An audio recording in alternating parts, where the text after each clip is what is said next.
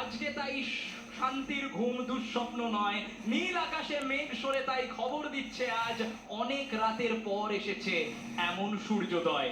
আজকে সূর্য বাহিনীর জয় সেই মাঠে যেখানে দুঃস্বপ্ন দেখেছিল ভারত, আজকে সেই মাঠে সাপ মুক্তি এবং ভারত তৃতীয়বার টি20 বিশ্বকাপ জয়ী এবং পর পর দুবার নিজের মাটিতে এই খেতাব আনবে সূর্য বাহিনী। বলো বলো বলো সবে শত বিনা বেনু রবে, ভারত আবার জগৎ সভায় শ্রেষ্ঠ আসন রবে।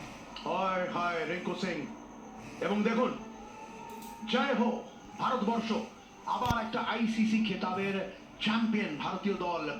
এই কাহিনীটা কোথায় শুরু হয়?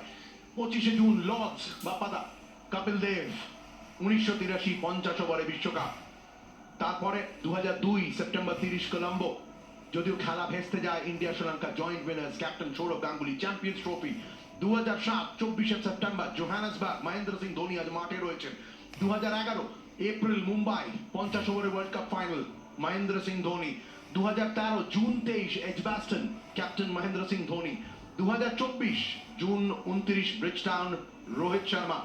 গত বছর আবার সেই চ্যাম্পিয়ন্স ট্রফি, এবং আজকে 8ই মার্চ আহমেদাবাদ, সূর্য কুমার যাদব, যিনি প্রকৃত অর্থে ভারতীয় ক্রিকেটকে আবার নতুন করে জানিয়ে দিলেন even the sky is not the limit. সন্ধ্যার পরেও সূর্য নমস্কার করা যায়, সন্ধ্যার পরেও হয় সূর্যোদয়। আবার নতুন করে জেগে উঠে আছে আজকে নবভারতের নব ক্রিকেটিং জাগরণ। আর সেই জন্যই তব করুণার অনুরাগে নিদ্রিত ভারত জাগে, তব চরণে নত মাথা। আজকে ভারতের জয়, আজকে সূর্য বাহিনীর জয়, আর আজকে নীল আকাশে কোনো রকম মেঘ নেই।